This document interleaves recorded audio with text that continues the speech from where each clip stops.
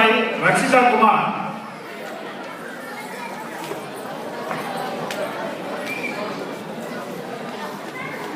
அனைவருக்கும் அமருங்கள் அமருங்கள்.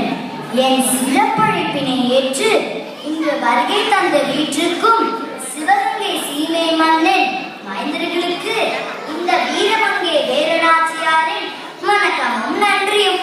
நவாபின் படையும் ஆங்கிலேயன் படையும் சேர்ந்து நாட்டின் மீது சூசனமாக போர் தொடுக்கப் போகிறார்கள் என்ற செய்தியை நான் அறிந்தேன். எண்ணிலையும் அந்நியனையோ ஆங்கிலேயனோ நம் நாட்டை ஆள அனுமதிக்க கூடாது. யார் அது?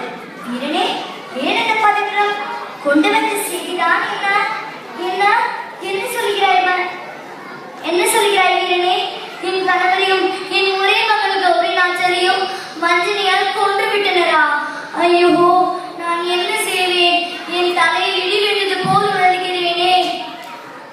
வெள்ளை பறவையேனே, நேருக்கு நேர் என்று போராட திராணியற்றவனே, கோழையே, வஞ்சனையால் கொண்டவனே, பழிவாங்க புறப்பட்டு விட்டேடா.